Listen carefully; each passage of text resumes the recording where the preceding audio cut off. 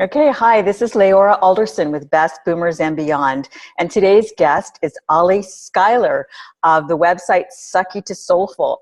And Ali is someone we met through Best Boomers and Beyond. She learned about, actually before that, she met my husband and son at a special event that we may talk about later.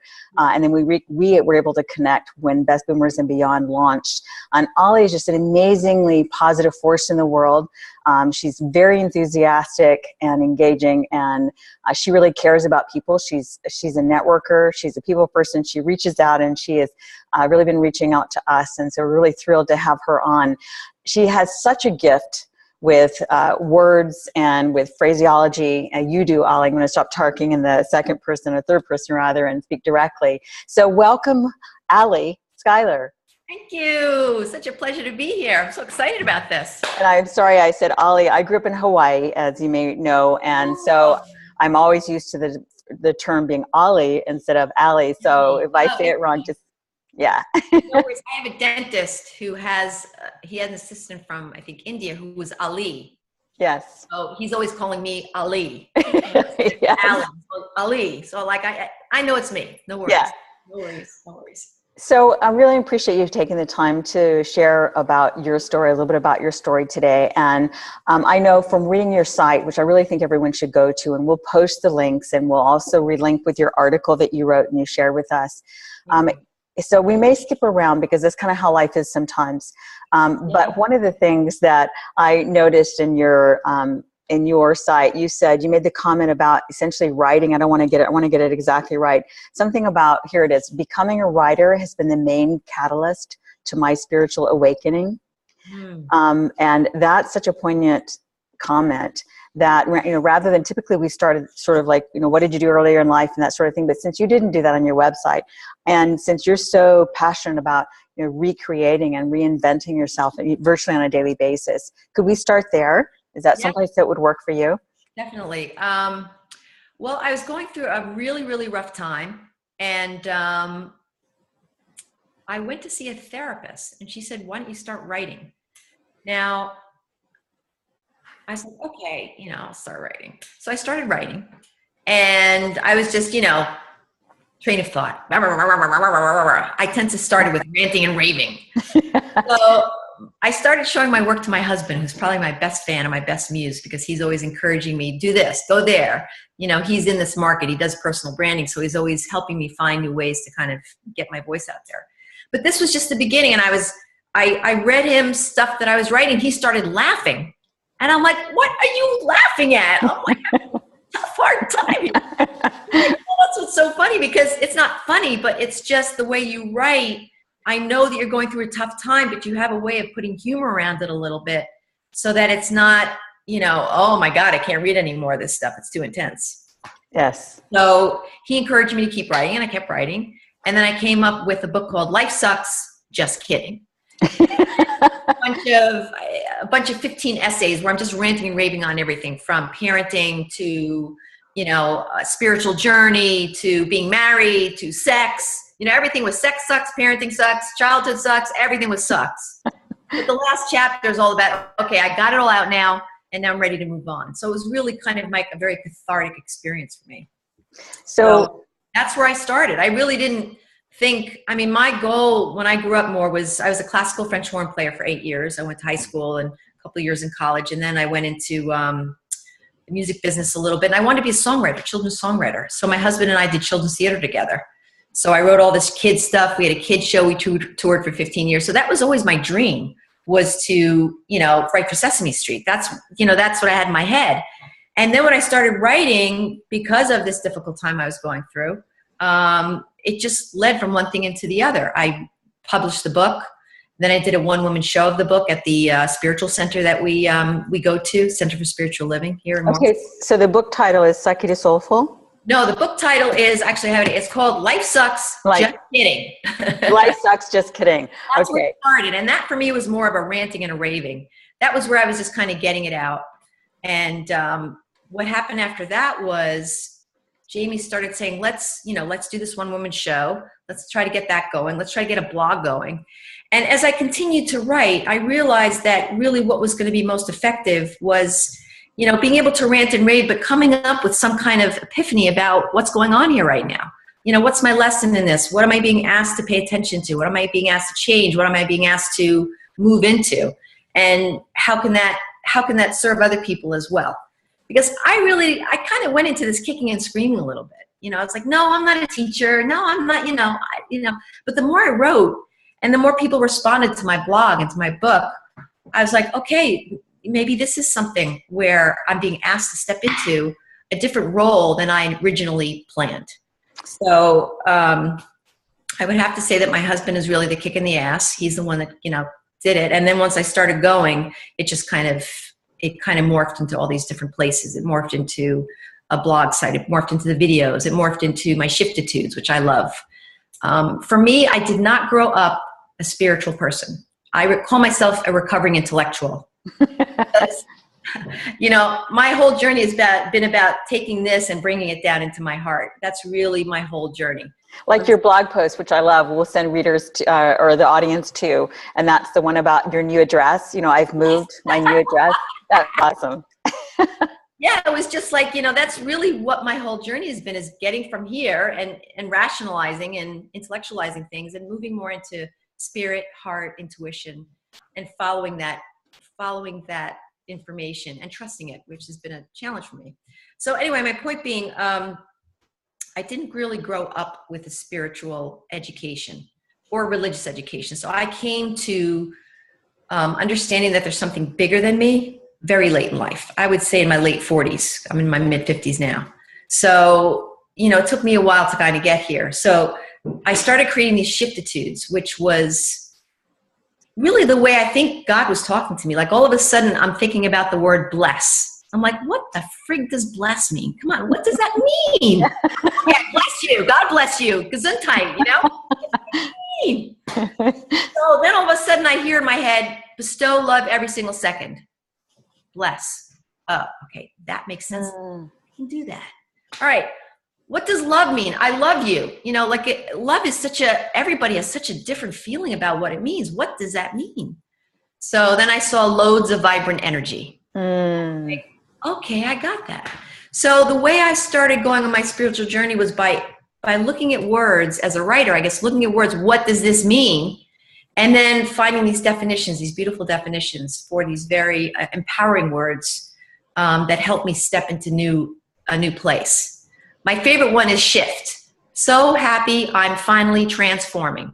Wonderful. You have such a gift. You have such a gift with that. Did you struggle to find those, or like you were saying, it just spontaneously? I struggle with everything else in my life. That's the one thing that came very easily. Wow. I just got chills. It's just like, okay, what does this mean? All of a sudden, boom, I see it. And that's where I started to see, okay, there's something bigger than me out there, and there's something I'm going to start to learn to trust. Wow. Because as we all know, life is a challenge and a blessing. Right. We all have the challenges and the blessings. But it's a bit of a crazy time. There's a lot for everybody to do, especially women. We're working, we're taking care of families. There's a lot of responsibilities that can become burdens, or they become blessings. Right. And it's the whole second half of life thing, So what I love about your journey too is that it seems to be that during your second half of life, you are now finding the time or creating the time to really get in touch with, you could phrase it as many people do, as what you're here to do. I frankly have come to believe that we're here to do what we decide we're here to do. However, we also create that best when it is that we begin to align with more who we really are. And part of the journey of challenge is discovering that, who we really are. So it may be too personal for you to share, and that's okay. But to go back just a little bit, rewind to when you were going through a really tough time and you were struggling, would it be too personal for you to share the nature of what you were going through? Why? No, not at all, because it's in my book. I put it in my introduction. Okay. But I want to just go back. I just want to say one thing real quick. Okay. Your website's called Best Boomers. Yes. My website would be Late Bloomers. Yeah. That would be mine, because I'm like a late bloomer in that way. I've always had issues with anxiety ever since I've been a kid. Anxiety's been the bane of my existence. And as I get older and learn more, I realize that I'm what you call an empath, someone who's very sensitive to energies all around you, whether it's people's energies, noises. I'm just a very sensitive being. So I came into a very crisis management oriented family. There was always crisis going on. And I think I didn't have the tools. I didn't understand how to really manage that. And that for me became physical manifestations, whether it was anxiety issues, stomach issues, headache, whatever. So I've had 2 children, and that was 2 amazing children, but that took a big toll on me physically and emotionally. I want to go into it and be the best parent I can and do everything I can. And sometimes was, I think, a little too, I think I put too much on my own shoulders that I had to handle that really wasn't mine to handle. So I put myself in these places where I'd crash. I have adrenal distress, or I'd have thyroid issues. And at the time, it was just really bad anxiety. My body wasn't making energy. My body wasn't helping me really feel good. And I didn't know what to do, because I've always been very alternative. I've always explored alternative medicines, I would say, or alternative therapies. Yeah. And I have to say that one of the reasons I started my website was because I've done so much stuff, and I've been very successful with a lot of it. Okay. I felt like, oh my God, I have all this incredible information. People always come to me, what should I do with this? What should I do with that? Yeah. So I felt that was another way to share with people, just through my own challenging journey of keeping myself physically and emotionally well. The different things that I found that have been very supportive. And I went through the whole medical thing. I went through, a lot of different medications. I had to go through I had to go withdrawals. I mean, it was a nightmare, and today I still have to be careful. Like winter for me is a little tough. My body physically gets a little challenged. So it's just being able to, at the time I wrote the book, I was going through withdrawal from Zoloft. I never wanted to go on medication, but finally when my son was born, after he was born, I was crashing majorly. And I had to do something because I didn't have the time or the money to go away for a month and get myself taken care of. I've always had to maintain a house and a home and a career, even while I was going through doing alternative therapies, which can be much more time consuming than just popping a pill. Right. My goal has always been to heal myself and do that in a way that's very collaborative with the planet. Mm-hmm.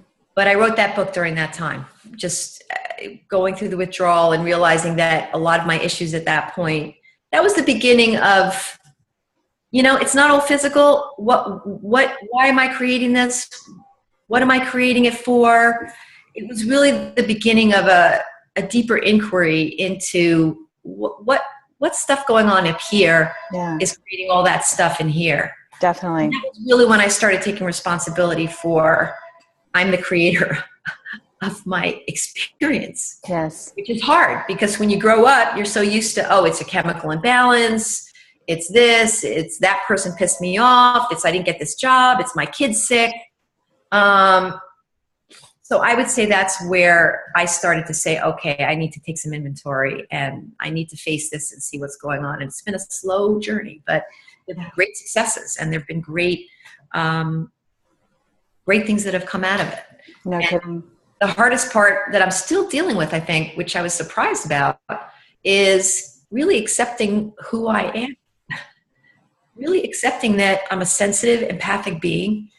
It doesn't mean there's something wrong with me. That doesn't mean that I'm not as good as anybody else. It's just, that's who I am. And no, I can't go out and eat what other people eat and feel okay. No, I can't go out and drink. I can't do certain things. But I can do a lot of other things, and I'm more sensitive to other things that maybe other people aren't. And I can raise my children in a way that helps them to learn tools about how to deal with their emotions, how to communicate with people in a way that is a positive way to exist on the planet as co-creators, as light workers, as people who are here to, express the divinity of who we are. Right. That's a very long answer, I think. No, that's okay. There's so many things I want to hop back to that you touched on. So one of the things was you said, getting okay with being who you are, and that was really hard. And I'm still working on it. I will be very honest with you. I'm not going to say I'm not. Right. Well, two things. One of the things that you're really brilliant at in your shiftitudes, I think, is the concept of we shift our language. So the other side of finding it really hard to be ourselves, or, sort of realizing that we have to recreate who we are because those other things don't work, or what everyone else doesn't work. Yeah. Now, shifting that, it is, wow, you mean I can change it?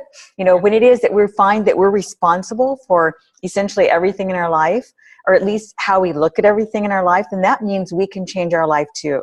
Isn't that amazing? So that's that shiftitude. It's looking at it and so, wow, that's amazing. I can look at it as really hard, or I can look at it as amazing. Right. So, but I said the challenges of blessings. Yes, exactly. I don't know if you know. I don't know if you know Abraham Hicks. Are you familiar with Abraham? Yes. Yes. Okay.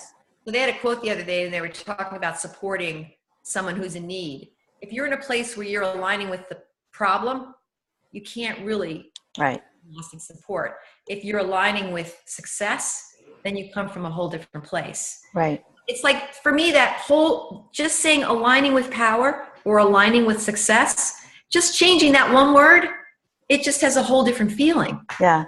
That's one of the things in my course, we did talk about what we do, but one of the things I say in my course is just change one word. Yes. And that's one of the ways that I try to shift, like Definitely. if I hear myself saying something or I'm speaking to someone in a way, I try to just instead of, oh God, I'm so tired when I'm doing the laundry, I decided to say I'm very peaceful when I'm doing the laundry. Yes. I'm trying to bring a different resonance to the experience through words. That's peaceful, yes, definitely. And peaceful doing the laundry. And another one is, like the other day, our washing machine broke down.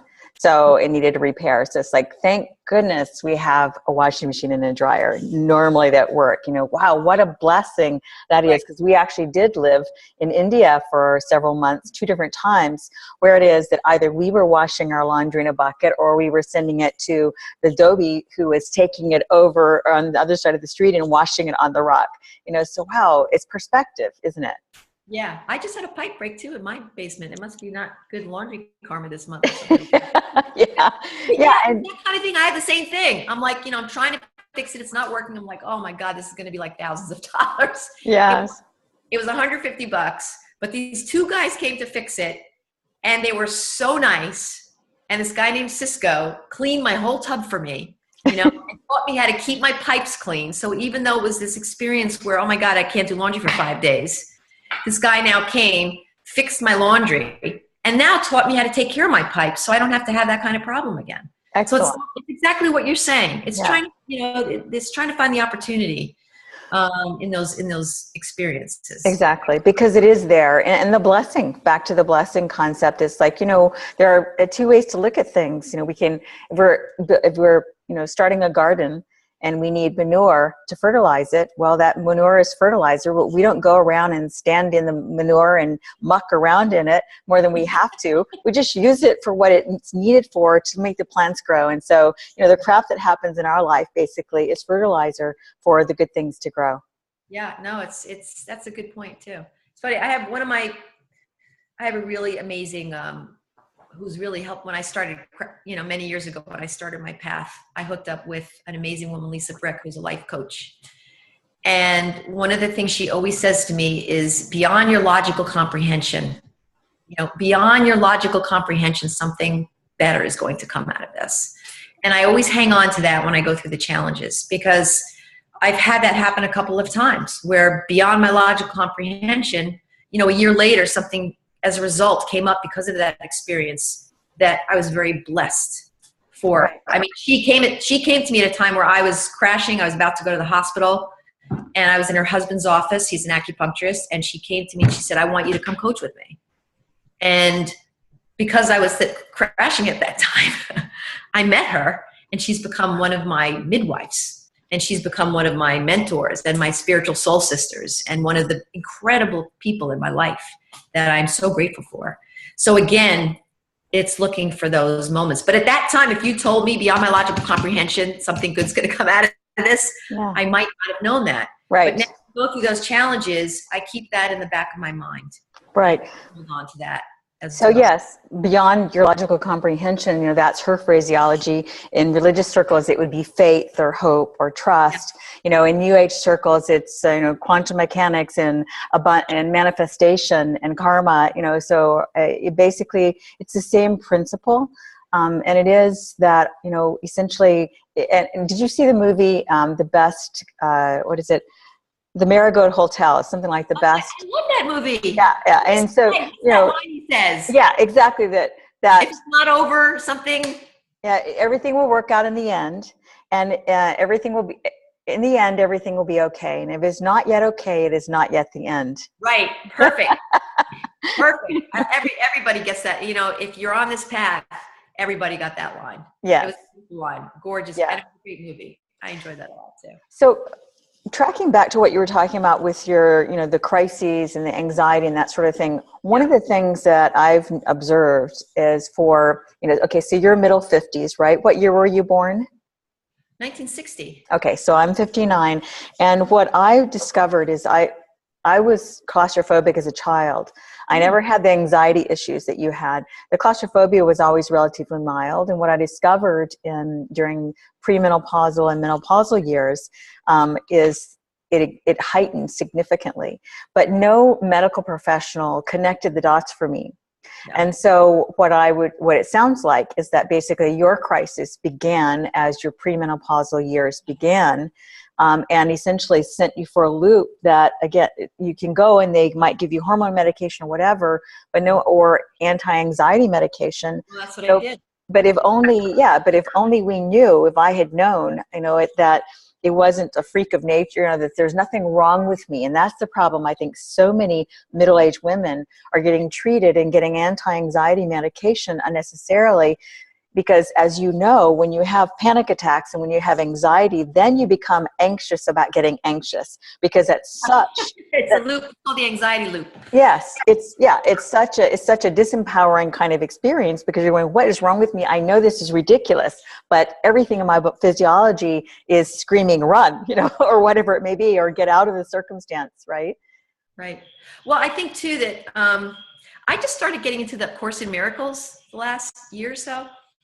And it's really been helping me understand how the mind really controls so much of what happens in the body, in a sense that it's not really supposed to work that way. But I've been very uplifted by that. It's exactly what you're saying, that, just trying to find out what's going on up here that's creating it. But one of the things that they say is that sickness is a defense against the truth. Which it's just such a powerful thought to me. So, I just think about how I think so many of us have a hard time being human. I don't think it's an easy road. I think it's we spend most of our lives trying to get rid of all the stuff we've accumulated from childhood. And that there's this really beautiful being under there that we're all kind of looking for and, searching for. Right. And sometimes because it's so hard, we try to do things to protect ourselves. I think we're always all in defense. Yes. So that when I read that recently, that was a very potent thought for me. It is. Yeah. I've had a lot of illness related to anxiety, related to my adrenals, related to stress, related to not really handling stress in a positive way, that physically positive. So I'm sorry. I'm sorry. I was going to interrupt you. Did you? But if it comes back, because we had a point to make, and it kind of went whoosh. Oh, sorry. Well, whoosh, and we can go to the next thing. That happens to me all the time. If it comes back, just jump in, okay? Yes. Okay. So one of the things that I've observed in working with people and myself as well is that these anxieties, these phases, these challenges and struggles that we experience emotionally, the emotional crises, are phone calls from the soul, essentially. To help us basically pick up and say, hello, what is it? What is it that I need to do? What is it that's wrong? You see, if we burn ourselves or we scrape ourselves, we know that there's a wound that we can apply our hand, we can apply, salve, we can apply a Band-Aid, and we can take care of it, and that soothes that wound. But when we have a wound that's on our mental, emotional, or spiritual being, or even just our spiritual self trying to get our attention, how does it do that? So it's sort of like it's to make us uncomfortable. So if we're uncomfortable, we move. Yes. Physically, when we're uncomfortable, we move our body. Yes. But what happens is we've lost touch with our nature, which is why we get these uncomfortable wake-up calls from the soul, essentially, in order to say, hello, you're out of touch with me. You're out of touch with your nature. Yes. So back to what you were saying about being a child and being children and getting covered over, our essence and who we are covered over, I firmly believe that when it is and as it is that parenting expands in awareness so that parents in general come to understand and recognize the signals in children and how to help them move toward their spiritual self, their true self, rather than become someone else, that so many of those things will go away or won't happen in the first place. Yeah, and I think each generation gets a little bit better, don't you? I think each generation gets a little more aware. Like I have more spiritual tools and practices than my parents did. Yes. And I think my kids will have more tools than I do. Yes, there are. I think it's an evolutionary type thing. I mean, we'd all like it to be like boom. Definitely. But I don't think it happens that way. So, no, yeah, because humankind is evolving. Humankind is evolving through consciousness, basically the same way we each do. And speaking of that, I just want to mention one of the things that I know that you've been exposed to a lot of, 30-something young people, like the Jim Shields and Brian Scrone and some of these wonderful people. They do Board Meetings International, which is where you met my husband and my son, and they met you and your son. And we'll post a link to them as well. It's a wonderful, it's kind of the thing we're talking about, is bringing parents and children together in more natural and organic kind of settings where they can get to interact on a real basis. But what I've noticed is that's really inspiring and encouraging is that there are a lot of 30-somethings who, they're the ones who are these internet successes, many of them who are, really, and many of them, like, so Pat Flynn of Smart Passive Income, let's see, was it Michael? Orleo, you've got Gabrielle Bernstein, you've got Kip Masden, you've got a lot of really, Panache Desai, who's like one of my all-time, do you know Panache Desai? No. Oh my God, you got to check him out. Okay. He's like the new voice in my head. Okay, I'll look him up. Yeah. Desai, Desai. And there was another one, let's see, I think it was Joseph Michael Nicoletti. He was being interviewed on Pat Flynn's Smart Passive Income. And the deal is they're both highly successful online marketers because their passion is prioritizing family and family life. So that's what I was getting back to is what's encouraging is, we were in the era where, okay, basically both parents work outside the home and they're hardly ever there, so that we could give our kids everything and that sort of thing, or our parents were doing that for us, and so there's this gap, of relationship building and self and, essentially soul nurturing in a way, and, back to our real nature, which I want to get back to that part in your conversation too. So anyway, that's really encouraging, back to what you were saying about, yes, each generation is getting better, even though it seems like there are blips in that sometimes. If you look at the overall chart, it's ascending. I think so. And I have to say that Board Meetings 3-day thing was one of the best experiences of my life. It was just, I think what was so nice for me was to be around people who were really excellent business people, but they had a conscience. They had a spiritual nature. They were into good food. They were into massage and acupuncture and meditation and communication. And for me, I'm not around that many people that much like that on a regular basis. I mean, I have my network of people, but it was just to be in an immersed experience like that with, I don't know, 20, 25 people, whatever. Yeah. And Jim and Brian are just such sweetie pies. And Jamie was just, Jamie and I forgot, Coco. Yes. Yeah. So Brian Scrone and his wife, Coco. And Coco and Jamie and the rest of the family, they're all cooking for everybody. Yeah. Cooking for everybody, and it was like a family event. And, the best part about it was my son at the time Chaz was starting a DJ business. He was thinking about it. He was visualizing it. And as a parent, when other people take interest in your kids and really give them something that you can see is so essential to what they really want, it was just such a gift. Yeah. It was such a gift to watch these people nurture my son. That was the best part of the weekend because, that's one of my incredible desires is for my kids to have their passion nurtured and be around people that believe in what you think is what you get. And we can create what we want. And there's a possibility you can be rich financially, but you can also be rich spiritually. You can be rich, emotionally. It's not just about money. It's about who you are as a whole person. Definitely. And, that was just, I think about it, my heart just, explodes, because that was the greatest gift I had all weekend, was just everybody just tuning into my kid and everybody else's kid and wanting to see them thrive. Yes, definitely. Awesome. I was getting chills again when you were talking, just with the recognition of how powerful and needed that is. And it's so simple and it's so natural and normal, but we, really, when you think about it, being interested in what the child's really interested in, rather than concerned if they're not conforming to the societal norm. So, we've come to the place in our family, well, actually, we've been there for quite some time, because we did unschooling rather than, and some private schooling, but mainly unschooling. Yeah. So, we've kind of been on the fringes of that. But, I think, again, that's the people who are moving that direction are going to be changing, just like Brian and Jim are doing. Yeah. They're changing it for people who are the movers and shakers in the world, because they're serving families who are out there doing big things. Oh, speaking of that, I'll post this in the notes too, but I need to just mention, since we're talking about Board Meetings International and Jim Shields and his wife, Jamie Lee Shields, she just had her baby, and she's now 3, and she's starting a parenting kind of thing. Jim was talking about how he calls her the, the bedtime whisperer or something, because he's never, saw that? Yeah. She's doing kind of a seminar or a talk or something, I think, right? Yes. Yeah. So teacher too, I think, at some point. Yes.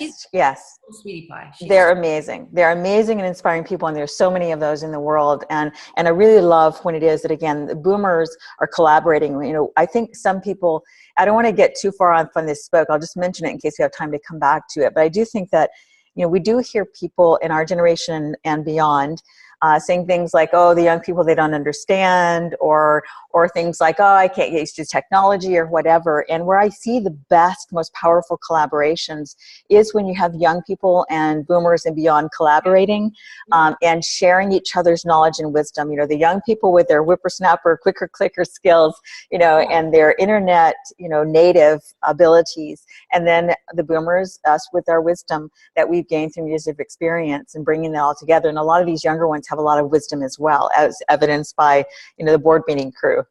Well, there also has to be people that start on the path. And I think our generation has kind of started the path and opened up a place where these younger people can also come in as well. Yeah, that's very true. I think they're going to go way beyond. Oh, yeah. It's like, I feel like our generation is we were in both worlds. We were in a non-personal growth spiritual world, and then we became into that world. So we kind of have both. It's kind of like when our generation dies, I don't think there's going to be anybody that knows what it's like to not have technology. Yes. Without a computer. I grew up without a cell phone. Yeah. I know what it's like not to have that. My kids and their kids nobody's going to know. They're never going to know. Right. It'll be so like, not having cars or something. Yeah. Yeah. I feel like our generation is kind of a bridge. I feel like we're a bridging generation for those two worlds. So that's exciting. Very well put. I agree completely. But to get back to one of the things I wanted to touch on, because this ties in with what we were talking about, the authenticity of children and nurturing the true nature. And you mentioned that, you were most challenged now by accepting and getting to know who you really are. So if we could touch back on that and say, anything that you think of that you would like to share about that, if you're comfortable sharing about that, why do you think it is that that's still such a challenge for you with all your awareness and consciousness now as it's growing? Because I think I grew up with basically, in fear. I think I grew up driven by fear. I don't think I was driven by love or faith. I didn't really have faith. Like I said, I didn't grow up. I grew up with loving parents, but there was a lot of crisis. There was a lot of stress. And there were things that were beyond my logical comprehension that at that time got stuck as fearful situations, as opposed to being able to have the tools to understand how to kind of move through that. So I would say for me, it's been a lifelong journey of letting go of the layers of fear. I really think it's been just, it's either Course in Miracles says it's fear or love. So I think it's traveling from that fear path and moving more onto the love path. And I think for me, I've always been able to do that for other people. I've always been able to love other people and support other people. And as I'm getting older, I'm realizing that I haven't always been that good at doing it for myself. I haven't been good at it because I think a lot of choices and decisions were made from fear. They weren't made from inspiration. I don't feel the same kind of freedom that my kids do to go out and do certain things. They have a different kind of support system. So do you mean even now? Oh, I think even now I'm still working on it. I think for me, if issues start to come up, or if I have adrenal issues and I'm realizing that I'm pushing myself too hard, why am I pushing myself too hard? Am I pushing myself too hard because I'm fearful or because I'm really excited about what I'm doing? So when I'm pushing too hard from a fearful place, I tend to crash a little bit. When I'm pushing myself from a loving place, then I tend to thrive. So I'm very aware of those two different energies in me that I feel has been a lifelong journey of learning how to transmute and move. And I will also say that I don't think I was ever taught how to be with feelings. And I think our generation has learned, we push them down, we stuff them, food, sex, drinking, work, whatever it is. And I think this generation, or this last 5 to 10 years, I feel like people are getting more in touch with, how do you feel your feelings? Like, how do you allow them to come in and move out, as opposed to they come in and they stay and they create a gallbladder attack, or they create a headache, or whatever it is that somebody may be physically experiencing. So for me, it's euphoria. Or euphoria. Thank you. So even that sometimes can be overwhelming. When you're euphoric, it's like, what? I'm not used to this. What is this?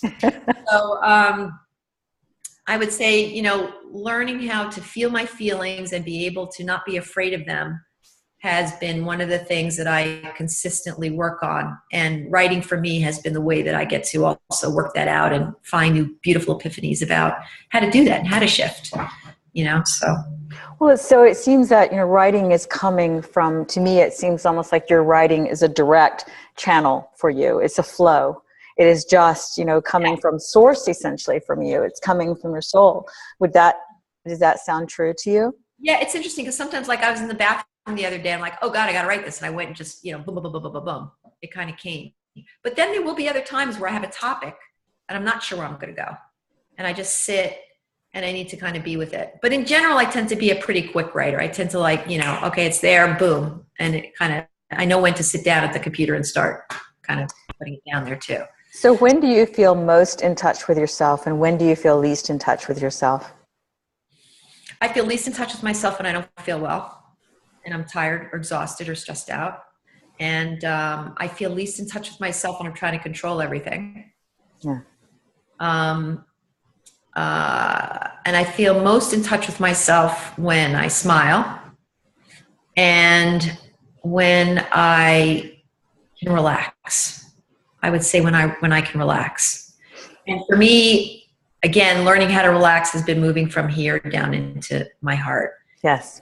Faith was another word where I was like, what the heck does faith mean? Faith, for so many teachings, it's an invisible thing. You can't touch it. You can't really feel it. I mean, it's energy.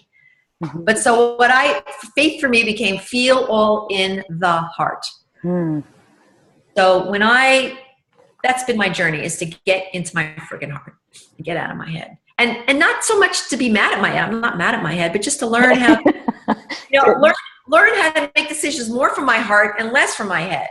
Yeah. Because for me, what's happened is fear has been living in here. This right. is where it lives. Yes. And I'm very blessed. I'm very smart. I'm very quick. I'm very efficient.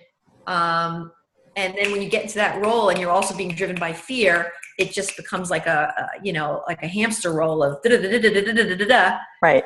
And then I lose touch with myself. Yeah. So here's the thing. One of the things I've noticed in the coaching that I've done with people as a strategic interventionist, as well as passion test coaching, is that, so what you just went through, you're describing, when it is you feel most like yourself and when it is you feel least. What I've discovered is that most people have their own answers. Mm. And as a coach, there's, so basically it's about, I try to find ways to let people know that they have their own answers. And one of the things I use is to say, well, if a friend came to you and told you this scenario, what would be your advice? And so similarly, what you just said is essentially what you said about when you're least in touch and when you're most in touch. The most in touch was the answer and the remedy and this antidote to the least in touch. Isn't that beautiful? It's like it was the negative and the positive, the yin and the yang. They were polar opposites of each other, which means that I think that when we get ourselves out on those limbs, that the other side of that limb is the solution. And heading back toward that other side of the limb, we will find ourselves then at the balanced center. That's great. So basically when you're in a place of, let's say, quote unquote, distress or frustration, and you say to yourself, that's actually a good exercise. What makes you feel most like yourself, and when do you feel least like yourself? And then you kind of can just find that answer right there. Exactly. Like you said, smiling or breathing, so I know, okay, when I get there, those are the tools that I go to. Right. But that's the go-to for trying to shift back into that place. Right. I like that. Yeah, and the other way I think that we're also seeing this often, even if we're not aware of it in ourselves, is you were talking about trying to, fix people and circumstances in your life. Yep. And pardon me? I've been known as the fixer. That's what I'm working out of, is getting out of the fixing and just getting more into just flowing. Yeah. Go from the fixer to the flower. Right. That's a good transition, and those are good alliterations. But I think one of the things toward that is what I've tried to do that's really helping is say, what I see in that person or that certain circumstance or situation, what is it? It's so easy for us to see other people. We don't see ourselves. We're sitting in it, which is why that if we see a picture of a group of people that we're in, we tend to look at ourselves first because we want to see ourselves in perspective with everyone else. It's like we see each other all the time, but we don't tend to see ourselves as much as we see our loved ones or the people in our life. And so therefore that's why, because we're looking at them all day, we see what it is they are or are not doing when we don't see our own. And so then really it is a matter of going, okay, so if I'm speaking to a friend again, speaking to myself as a friend, I'm going to step outside. I'm going to look back at myself lovingly as I would a friend and see what it is I can need to adjust. I like that a lot. So on those principles, or actually in that vein is what I'm trying to say. Could you share some about your work and the programs that you have? Because you have so much. You're really, like you said, you're fast. You could write quickly. You produce a lot. So you're very productive when it comes. Yeah. Well, I have my Shiftitudes book, and I have my Shiftitudes, which I put on my site, which I just hope people will download. And they're like little reminders. You put them in your bed. You put them on your refrigerator. You put them in the car. And for me, they always are uplifting because it reminds me of who I want to be and how I want to be and show up every day in every moment. And then I wrote a course called Transforming Crap into a Holy Shift, which is, again, going from sucky to soulful. Yeah. I'm such a New Yorker. I'm just such a New Yorker. I miss New York. But it's trying to bring humor into, I have 7 different exercises where I will show people very easy ways that they can move from, reacting to responding. Or one of the things I mentioned before was change one word. There's a whole exercise. But my whole course is based on using index cards, because index cards, you have 2 sides. You have the sucky and you have the soulful side. So a lot of the work is done just using the simple index cards that people can keep with them and just do the work during the day. And one of the things that's important to me, as I'm sure for you too, we're all really busy. And I really call this a workshop on the go, because I don't have the time or the money to go fly off for 3 or 4 or 5 days to a workshop. I can't always sit down and meditate for half an hour. I can't always take a bath.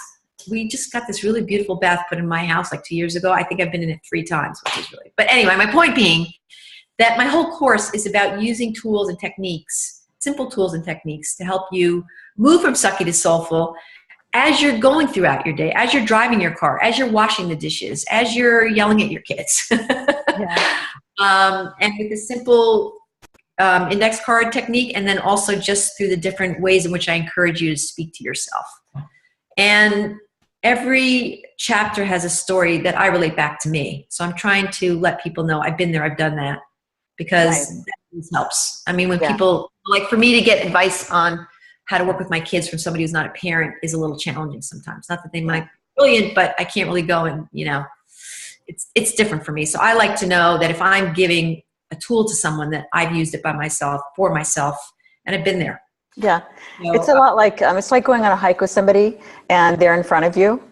So they're just one pace in front of you, but they're there telling you where the roots are, where the boulders are to avoid that you might trip over, because they're right there in front of you on the same trail and the same journey. Yeah, no, it's very cool. So I have that course, Transforming Our Crap into Holy Shift. And on my site, the Shift-It-Twos are a free download. If people sign up, then they get the Shift-It-Twos as a free download. There's also a song I've written called Anchor to My Sanity, because I am a songwriter. Do you sing also? I don't really sing. Even though my daughter is I mean, I can sing, but I'm not a singer. My daughter's a singer. She's the musical theater talent in the family. But I write music. And actually, one of the things I'm doing right now is writing a musical. So I'm trying to get back into my first love of writing, writing songs and musical and story, which I love to do. Amazing. Fantastic.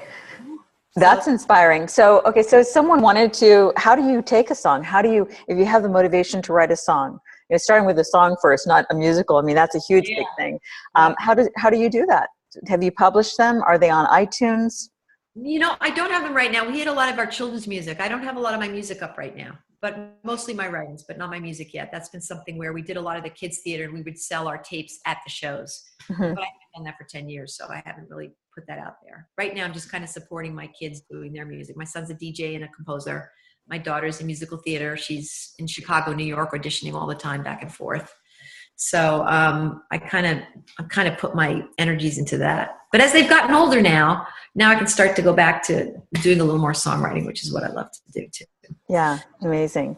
Yeah, it's very inspiring. So if people are interested in signing up for your course, they can just do that online. Is that right? Yes, they first sign up on my website, suckytosoulful.com. They put their name in, and then they'll get a link that tells them about the course. And actually, it's at a discounted price of, it used to be free something. It's like $197. So it has 7 beautiful exercises in it. You also get my book, which is called, again, Transforming Our Crap into a Holy Shift, which is a bunch of essays relating to these exercises. You get the Shift-It-Twos. You also get a book by my friend Perry called Spirituality Rocks, which is this really wonderful book about this little rock who has all these great little spiritual sayings on every page. It's really fun. Oh, cool. It's called Artitudes. Shift-It-Twos, Artitudes, which are beautiful mandalas that I made for each of the different 7-week courses, which you can cut out and put up someplace. They're really pretty pieces of artwork. Oh, it sounds lovely. I'm looking at your site now. Are the mandalas on here? I don't know. I think they're in the Artitudes. I don't think you'll see it unless you download the book. Artitudes. What a lovely name. Okay. All right. So what we're trying to do is just, use that concept of shifting, transforming our crap into a holy shift, Shift-It-Twos, Artitudes, and just use it through music, through art, through words, visuals, because I think it's stimulating when you have, some people are more art-oriented, some people are more word-oriented, some people are more audio. Right. And then I have my video channel, the YouTube channel, Sucky to Soulful, Skylar. So I do different videos on different topics that come up into my head and so forth. Cool. So, well, I don't know, I forgot to ask you earlier, if you're hearing some snoring sound in the background, it's our dog. Do you hear anything? No, not at all. Okay, good. She's a Cavalier King Charles Spaniel, and we're so used to it. She snores, so she's fairly small, and she's on the dog bed next to me, but she snores all day and all night, and we're so used to it. I see the birds in the background a little bit, but I don't okay. Yeah. Okay, good. My question to you is, I had a bird feeder on my deck. The problem was there was always bird poop on the deck. Do you get that a lot? Yeah. It's a mess. So my son cleans it off fairly regularly. Actually, what's worse than the bird poop is the seeds. So a lot of the seeds the bird seeds that get scattered and then get in the crevices and the cracks of the deck between the boards. So it's a mess, but it's worth watching the birds in the wintertime. We normally feed them when it's cold, when they have a harder time getting food, because we don't want to create the bird welfare system. We don't want them to lose touch with how they're supposed to get food, kind of thing. And of course, it's fun. You don't want to feed them too much, or they get used to you feeding you, and then they don't go out and make them. Exactly. Gotcha. Exactly. Yeah. But that's cool. It's fun to watch them. The squirrels like it out there too. So let me ask you, Allie, what is it that, so do you use Shiftitudes to motivate yourself when it is that you have a hard time getting going? You know, do you wake up some mornings, you know, as an entrepreneur, as a mom, as a wife of an entrepreneur? Yeah. Are there days that you wake up, you know, like kind of fearful about things and have to get yourself over that? Yep. Chocolate covered almonds. Whole food. Trader Joe's, yeah. One of them. I used to like the Trader Joe's, but they changed their recipe and I'm not into it anymore. So now I'm going to Whole Foods. Okay. I use all the exercises that I have in my course. I use change one word. I use reacting versus responding. Am I responding, reacting? I use I instead of you. You know, I talk about how we're always saying you. Yeah. And that's usually, you know, more so I'm feeling this way as opposed to you did this, you did that, you did this. I use I. Wait, let me look at my course now and see what other things I do. Because I spaced out. Okay. What else? Oh, the bliss of being. I always like that one because being has been something I would say that I've been journeying into. That's part of my journey as well. So doing versus being. Who am I being right now in this situation? You know, who am I? How am I showing up? You know, it's like what we talked about before with the laundry situation. You know, am I going to get pissed off and frustrated, or are you going to try to see the blessing in it? Who do I want to be? I want to be calm. I want to be peaceful. But also there are times you're going to be angry, and allowing yourself to be angry and letting that move through you as opposed to beating yourself up because you're angry. Right. So I'm really working on letting myself have my feelings and not letting them scare me and not attaching to them. I mean, you know, this of course is through a lot of work I'm sure you have similar teachers that I have, you know, about not attaching to thoughts, not attaching to things, and just trying to be the observer behind everything. So that's, you know, just simple little things. But once I have those in my head, then I can pretty much, you know, work with them. And then if none of those works, yes, chocolate covered almonds. Yeah, there you go. So do you have dreams that you could share? What your dreams are for the future when you arrive at the place that you're looking to arrive? Wow. Excuse me. Well, I really love writing and knowing that something that I'm saying makes something go, oh, somebody else go, whoa, that's cool. I got that. So I really would like to be in a place where I can do that more. I'd like to be able to do that more on a one-on-one basis, in groups, through my blog. And I'm very excited about writing my musical and having that, and that has a similar theme. So I'm excited about getting there in different formats, you know, my writing, also my performing arts. But I'm looking forward to connecting with more people who are like doing what we're doing. Yeah. You know, I really enjoy that. And I really enjoy knowing that we're all continuing to grow. Like nobody's really there. Yeah. You know, we're all doing it together, and that through connecting with each other the way we do and with other people, that's what's raising the consciousness. I absolutely agree. So what are some of your ideas on how we can best connect with each other, those folks who are interested and who are looking? Because one of the things you said earlier was you don't know a lot of people who are like the board meeting folks in your immediate environment, you know, so we each know a lot of people, amazing, inspiring people spread out through the world. But I think part of what you're talking about too is sort of on a local basis. I mean, not just a local, but you know, what visions do you have, or have you had any thoughts on how have you been connecting with others? Well, it was interesting because I wanted to move many, many years ago because I love my house. I love my area. I love the people that I've connected with here, but I just don't ever feel like I'm really in the right place. And somebody said to me, you know, you're exactly where you're supposed to be. And as someone who's always done things on the, you know, different than most people, whether it's the way I eat, my beliefs on education, on healthcare, on the way to raise children, I think that maybe it's about just wherever you are, just trying to really, really be authentically who you are and bring it out into the community. Like, I think one of the things that happened for me was like, oh, you know, I can't really do this or do that because people aren't going to really understand me. But I think it's feeling comfortable enough with who you are so that you can go in those kind of situations. and be able to maybe, make a little bit of a difference. Like maybe I'm here in this area, and even though it may be a little lonely for me at times because I don't have the kind of support system where if I'm living right next door to you or the people at Board Meetings International, but maybe I'm here to, plant little seeds. Yeah. So instead of moving and trying to find people who are like-minded, I'm trying to just accept that maybe I'm here to make a little bit of shift, a little bit of a, change. Yes. People that are open to it, want it, that are ready to, find a different way to do things. Yes, I think that that's a really poignant point. And you think about the concept of if you take a single candle and put it in a dark room, then suddenly that room is no longer dark, even though it's just a single candle.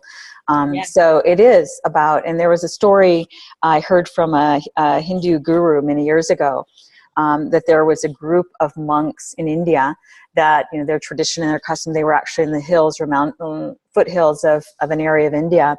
And at one point, the master monk that came out of a deep meditation and said, we must go down from the mountain and be amongst the people.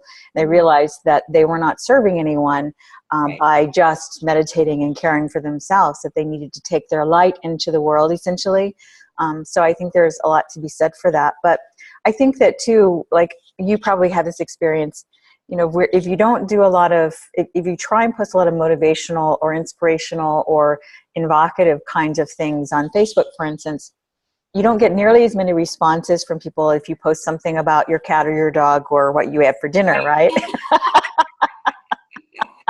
True, yeah. Which I think, though, part of that is that you and I, have moved to the place in our lives where we're living in that space. We're living in that space of seeking, being hungry for seeking, hungry for growth, hungry for creating and being creators, and connecting with others who are doing it. But also, for those who aren't yet, I think part of it is that they're in that place of comfort. That's the comfort zone. The place that you and I are venturing into, is... Yeah, it's not the comfort zone. Yeah. It's not the comfort zone. But when you awaken to, when you get to that place, though, in your life, through whatever, birthing process of pain of anxiety, pain of, health situations, when you get to that place, there's also no going back, is there? It's true. It's like once you open up Pandora's box or you open up the dam, you just got to go with the flow. Yeah. And I didn't mean to say I was thinking about it, like I'm going to go out and preach and, make a difference for people that need me. It was more so, I think we're all in certain spots to bring certain things to that spot. You know what I mean? And instead of feeling like you have to go find some comfort zone, it's more about how can you make your spot really work? Yeah. Like one of the things for me is I deal with pretty much the healthcare, insurance, everything in my family. And it's just a lot of time and energy. So I always make a conscious effort whenever I get on the phone with these people to always try to make a personal connection somehow. Like that's a little thing that I'll do to try to just, instead of Verizon sucks, I try to remember I'm on the phone with someone. Yes. And we're each participating in this together. Let's try to make it cool. Yes. Little things like that. That to me grows a little community. I agree. And, it brings, it's sending light out into the world, speaking sort of metaphysically or new agey sound to say, but, positivity in the world, just good vibrations, good, good influence in the world, it takes less energy and it's so much more, it's so much more creative and it builds, it doesn't destroy. Yeah, no, it's true. And I think I'm very into building, you're into building. And, I think if we remember that, I think most people are, I just think, like I said, people just get encumbered with all this stuff that just makes them do things that are not really who they are. Well, I agree. And I think that part of who most all of us are is we're here to grow and create. That's in alignment with nature. What it is we're here to grow, create, and in what direction we are to grow, that's our unique and individual determination. But if we're not growing and changing and progressing, then that's when it is that we find pain and discomfort in our life. That's a good point. Let me ask this last question, then I'll let you get back to your busy life or close with anything else you want to say before we go. You mentioned early on in the conversation that for a long time you were uncomfortable with the concept of being a teacher, and people kept telling you, your husband kept telling you that, Jamie, that that you basically should be a teacher and that you should be teaching these principles to others. Yeah. What do you think in you was uncomfortable with and reticent to be a teacher? Because I'm more of a collaborator. I don't like to stand up and talk to people because I'm always learning from everybody that I talk to. So I like more like if I'm sitting in a group of people, like if I do my course with work in my course with people, I'm sitting with people as part of the group. I don't like to stand separate from the group. And then I like to make it like we're all here to kind of support each other. So I guess the word teacher is just not, I guess the old connotation of what teacher means or facilitator. And I think that I ran a course for many years at the Center for Spiritual Living here in Morristown. And for me, it was always like not telling people what to do, but more so like we're all part of this. Let's make this together, which can sometimes be challenging because when you have 12 cooks instead of one, it takes a lot longer to make your soup or your food or whatever you're doing. And there's a lot more stuff that can come up. But I think it gives everybody the opportunity to bring their own special gifts to whatever experience they're in. Yes. For me, I have to find a different word, like more of a sharer or, something. I guess if I just took the word teacher or, coach out of it, it would be a little bit easier for me. Connector. Yeah, definitely a connector. That's a good thing for me to work on. I got to find a different word for that. Yeah. Well, are you familiar with probably the origin was Maslow's 6 human needs, the primary human needs that we all share? He says there are 6. I say that there are 7. I've created 7 because he didn't include a spiritual one. But one of the ones is that we all as human beings seek love and connection. That we all need love and connection on some level. And depending on, where we are in our life, we might need more one than the other. But in general, also, some of us gravitate naturally towards one than the other. So someone who tends to be more empathic and a people person, I'm sure you could take some of the personality tests or the profiling, like Wealth Dynamics has an amazing one. You would be probably considered a blaze, which is totally a people person and totally a connector and a networker kind of thing. So it makes sense that and again, this is where it comes back to when parents begin to know and have and use some more of these tools, then they will be able to guide their children in the direction based on their proclivities rather than being concerned that they're not towing a certain line or behaving in a certain way. But based on your descriptions earlier of your life, you were totally of the love connection kind of energy. That is, which is interesting because that's also a very receptive energy. And yet it can, if it's not, I guess perhaps if it's not receiving the love and connection back, then perhaps it could be the opposite, like fearful, because the opposite of that in a way is fearful. Right. Love or fear, the whole Course in Miracles. Yeah. But I think too that I like to share. Yeah. I like to share. And I always like to hear what somebody else has to say when I share. It's not just about me. You do this, there's different ways of teaching. But anyway, I think the thing I love about my course is there's just so much more. There's so much room for opportunity for people to participate. Excellent. And find their own way with it. And then we all, it's just a nice, I designed it so that people can really, it's online. So you don't have to come, you can do it online. You can come, if I do a course here, if people are local. But yeah, I do enjoy people. I like people. One of the things you might consider as so many people who might be listening to this interview, some of them are thinking, I would love to create a course.